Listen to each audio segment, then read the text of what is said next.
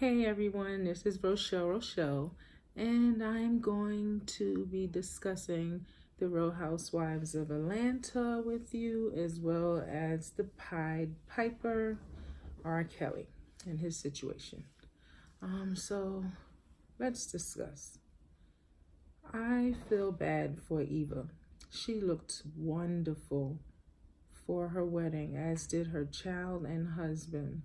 The wedding was gorgeous, but I believe that it was overshadowed by Nene Leakes and her situation. I understand, what she's going through, having to be there as her husband deal with cancer. But, this was Eva's day, and if you're going to attend, sometimes you have to put aside what you're going through to be supportive for your friends, castmates, or, whoever, because that's the purpose of attending their wedding, to share their special day with them and not steal the shine off of them. So that was a bit disappointing for me in watching the Real Housewives of Atlanta.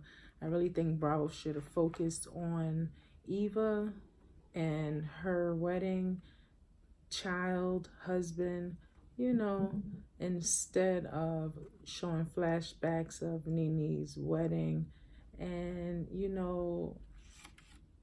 Nene's emotional experience that she was having, at the wedding.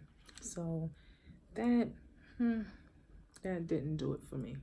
But Eva looked gorgeous, as did her family, and the wedding was beautiful. And I'm proud of her. Kudos to her for being honest as to how she had to struggle to, make her wedding happen. It reminded me of Cynthia and her struggles, but she really did have a beautiful wedding. And so I also want to say everyone looked good, but what was going on with Marlo's hair? I'm going to leave it there. I don't know what else to say about that, but her hair, it didn't do it for me. So I'm gonna say that how they made it seem like what Nene's going through, they made that sort of the focus to me of this episode. I think that's maybe a way for Nene to make her exit from the Real Housewives of Atlanta. Maybe her time is up, and this is a way to, have her say her final goodbyes to the show. Now, let's talk about R. Kelly. R. Kelly has been dodging these allegations of child pornography, sexual misconduct for years, and they're finally catching up with him. I had to write down some pointers that I wanted to share with you guys, and I'm also going to share my personal experience in dealing with actually being in a similar situation. But I keep hearing people ask the question whether the girls played a part in this whole saga, but maybe then, but I don't think so now, because they have the choice to leave. It's out in the open. People are reaching out to them. They can walk away if they they really wanted to. So maybe they didn't have a choice then, I should have said, but they surely have a choice now. But it could be Stockholm Syndrome, which I truly believe it is. We all know that the Pied Piper is broke. And these girls at one time benefited from being with him. You know, they got to live a life that they never probably would have been able to experience, you know, on their own, you know, because it's not hard to make it in society these days. And everybody, you know, a lot of girls, young girls, look for a sugar daddy, someone to, you know, take care of them, especially if they're not getting that care at home. But Jocelyn and Azriel, it seems like they both came from stable households that were able to provide for them and did very well. Maybe they wouldn't achieve, like I said, the lifestyle they have now, and probably that was the goal. They didn't want to let go and have to sort of kind of struggle, meaning yes, their parents were able to care for them, but you know, it's not easy to wake up one day to a brand new car or to live in this huge house and to be able to be around such a huge celebrity and, you know, those around him, other celebrities, you know, and go to these shows, concerts, and, you know, be a part of bigger things by being with R. Kelly. So being with him had a lot of benefits and probably future benefits because, you know, like I said, he's broke now, but he wasn't always. But I can relate to these girls in the sense that, you know, I gave birth to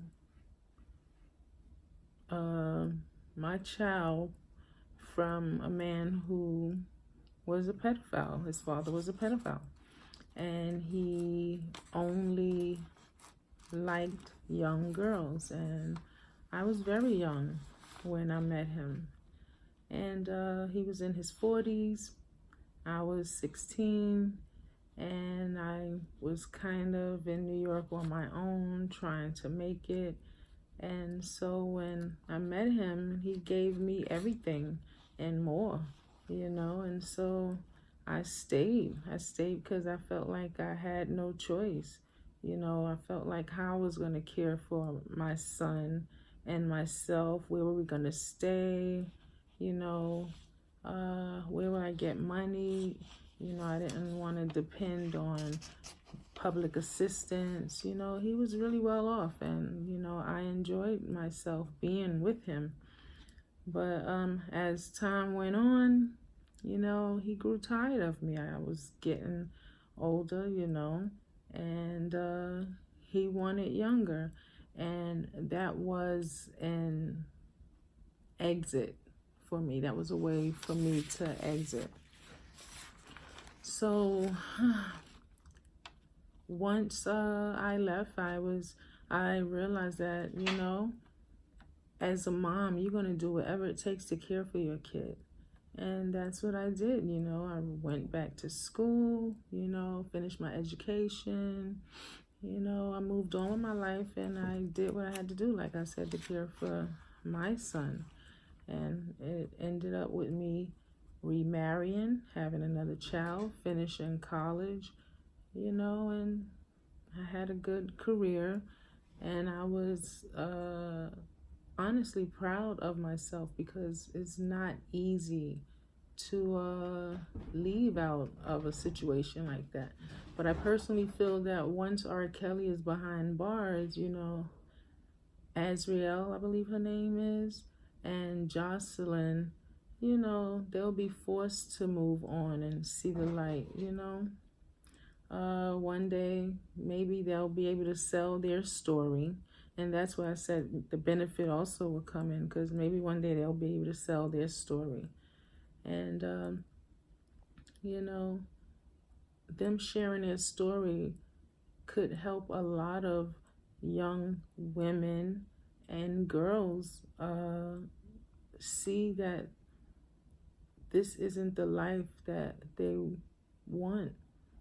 You know, they should want to be better and do better and be independent, you know, and not rely on some celebrity who's selling them pipe dreams, because he didn't help either of their careers as it was intended when they met him. So, you know, young girls will see that they can make it on their own. They don't really have to depend on any man or run behind any man's celebrity, you know, to make it. They can truly make it on their own. And so, you know, I really feel bad for them. I feel bad for them. I feel bad for their families, because they're truly missed and truly loved. And you can tell by how their parents are really, you know, fighting hard for them. And people see the savages as, you know, money hungry, and, you know, but I see parents desperately wanting their child back, you know, as well as the Clarys. I really see them wanting their child back. No one wants their child in a situation like this, and to be mentally abused, possibly physically abused, you know, emotionally abused. These young women are damaged, and they're gonna hurt for a very long time. And so I sympathize with them. I really do. It took me a while to get over the hurt of what I've been through. And as my child got older, I had to explain to him why his father was absent from his life, and how I pretty much had to escape from that situation because it wasn't healthy. And I experienced a lot of physical abuse, and because of that physical abuse, I ended up with a broken tooth. You know, it's now, you know, turned a little yellowish, but yeah.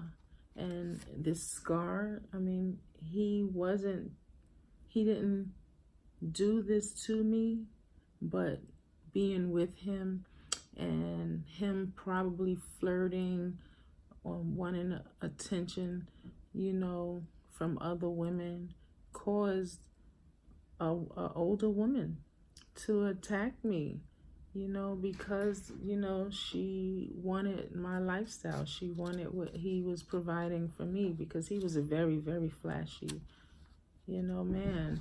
And, you know, I had to every day look in the mirror and see, you know, what my past, you know, has done to me, you know. So I pray that these girls get out of this situation and their scars can be healed and not physically seen daily as a reminder. You know, they're never gonna really forget this experience, but at least they don't have to wear it on their face, or, you know, have a diminished smile because of their situation like me, you know. So I'm really, really praying for these girls.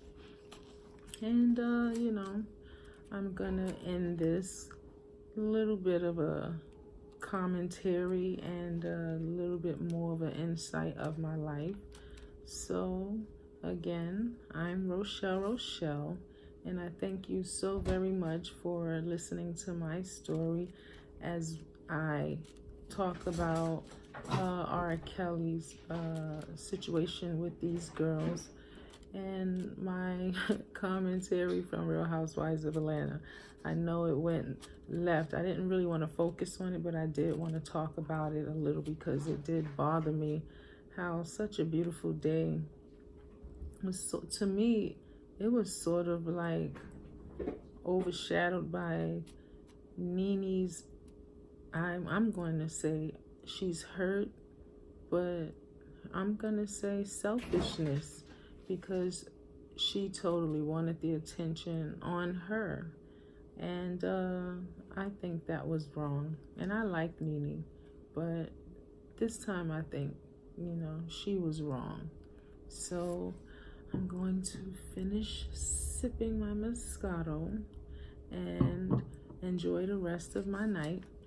because tomorrow I have a dental appointment. I have to get a tooth pulled. So I said, let me get this out right now. But anyway, again, this is Rochelle, and I'm going to say peace, love, and light.